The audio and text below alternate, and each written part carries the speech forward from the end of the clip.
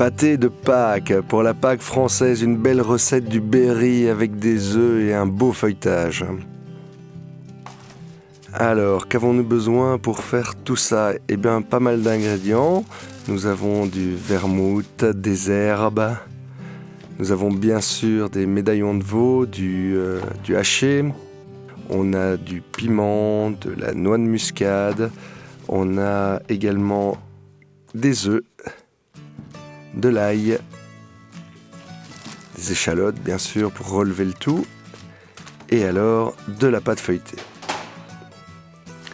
Alors ces pâtes feuilletées, on les met bien sûr tout de suite au réfrigérateur pour bien les garder au froid et qu'elles tiennent bien.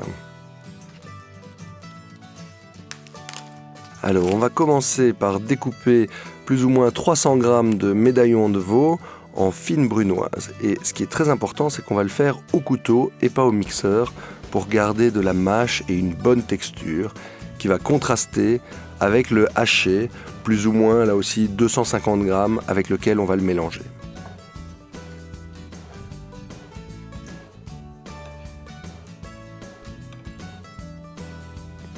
Voilà, alors on vient prendre 250 g, plus ou moins la moitié du paquet, et on va mélanger ça avec le médaillon de veau. Alors les échalotes, bien sûr, on va les ciseler toutes fines. Donc, on les pèle. On fait bien attention de ne pas trop enlever. On les coupe en deux. Des petites incisions verticales. Et on hache finement. Ciselé, ça s'appelle.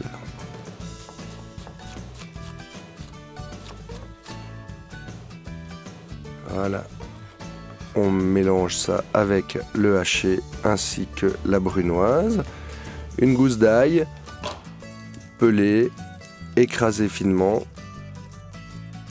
On enlève éventuellement le germe ou alors, comme ici, on le met directement dans un presse-ail pour avoir vraiment quelque chose de tout fin qui va bien se mélanger avec la viande. Un œuf pour bien lier l'ensemble et donner un côté plus homogène au mélange. Des herbes, bien sûr. Donc ici, de la ciboulette. Et du persil. Alors pour hacher ces herbes, on va le faire là aussi au couteau pour avoir quelque chose de vraiment fin. Alors ce qui est important avec la ciboulette, c'est de couper vraiment des tranches de 1 mm. Il faut vraiment que le mélange soit tout fin pour avoir quelque chose d'harmonieux en bouche. Une cuillère à café de coriandre en poudre. Une demi-cuillère à café de piment, pas trop. Et une petite cuillère à café de muscade. On n'oublie jamais de saler bien sûr.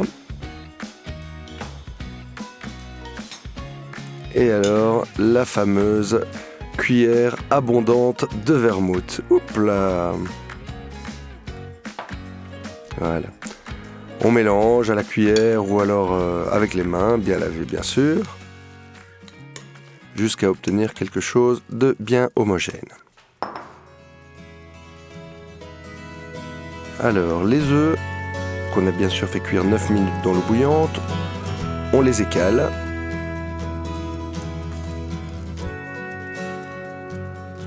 Et on les réserve dans un bol, on viendra les loger à l'intérieur de la farce tout à l'heure. Alors la pâte feuilletée, on la déroule délicatement, bien sûr elles sont rondes, et on va donc découper les extrémités pour obtenir un beau rectangle.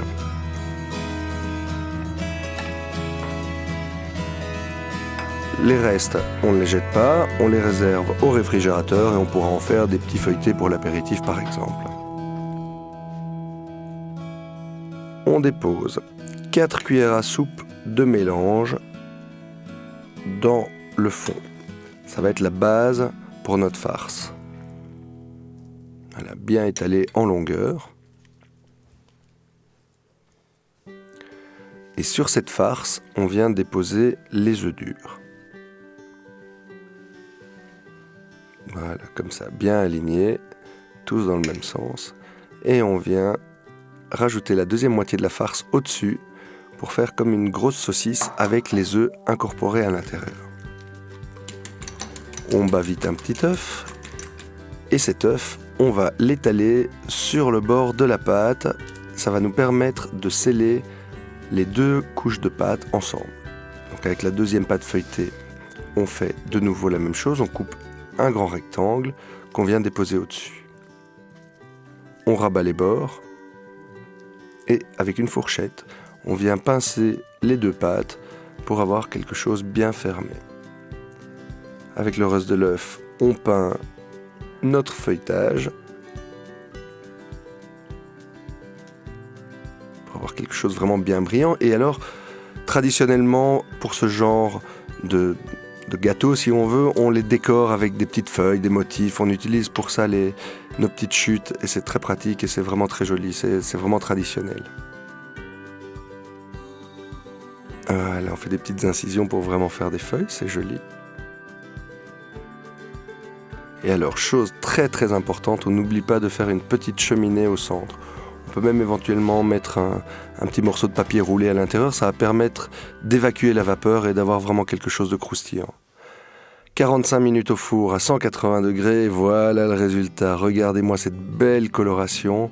On a vraiment un beau pâté de Pâques. Voilà.